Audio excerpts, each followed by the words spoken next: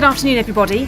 Further to developments today, I would like to introduce you to Detective Chief Inspector Nick Hayward. He is leading up the inquiry for the murder that occurred, and he can answer any of your questions. 27-year-old Tom Wilde, that's spelt W-Y-L-D-E, was found dead this morning in his home in a luxury block of flats at Deansgate, that's one word, D-E-A-N-S-G-A-T-E,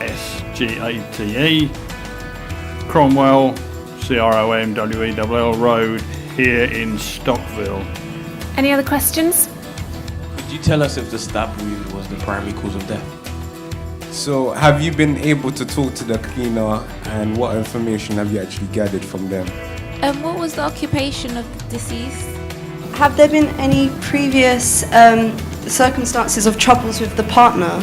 The partner left with the child at 8:30 of the morning. Yeah, this is a report from a neighbour. And the body of the football player was found at 10:30 in the morning. Yes.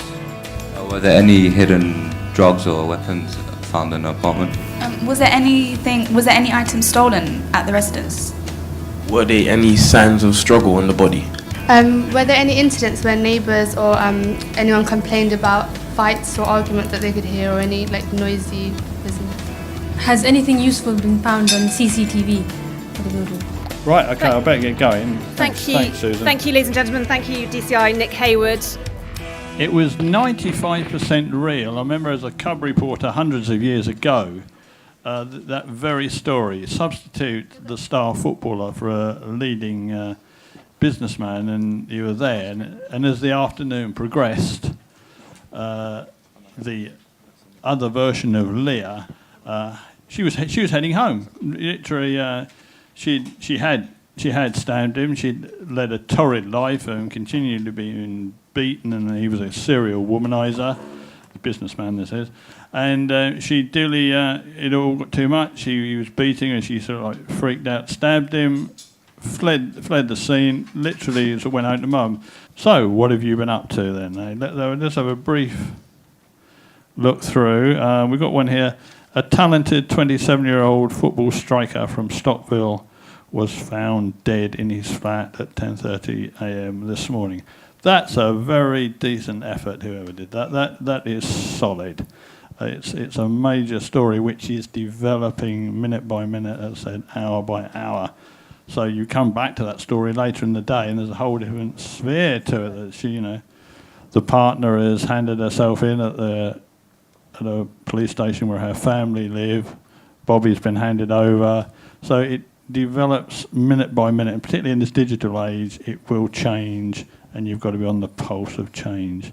The really important things that your editor will ask of you when you get back is, as discussed, images, because a story quite often is worthless without images, especially a glamorous footballer with a glamorous girlfriend. So we really want to see that.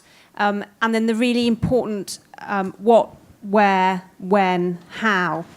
Get those facts in the story as soon as you can, right at the start, so that the idea of the news story is, just in case people don't read to the bottom, you need to get hard-hitting right at the start.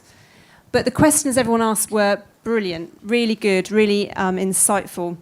This is not fantasy. This can be the reality where you're sitting twiddling your thumbs in the office, then the phone goes and you're summoned to a press conference, and there it is. And that's the fascination of the business. You're probably doing pretty fairly, with respect to golden wedding people, a fairly dull golden wedding caption 1 minute, and you're summoned to this the next.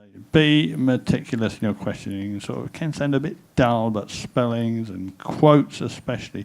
Quotes are very important. They give colour, impact to a story. I hope you picked up on the quotes that I was giving in the DCI role, and of course we had the additional George Ellis Football Club chairman quote, which all helps put it into context, give colour, flavour to the story.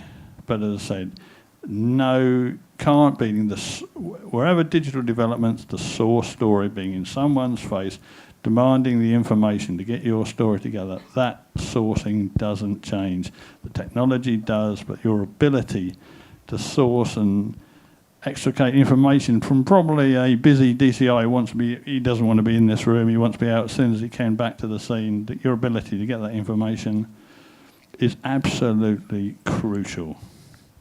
So by and by, well done. I'd say I was mightily impressed, you know, because this could be the first conference you've been in, and you did very, very well.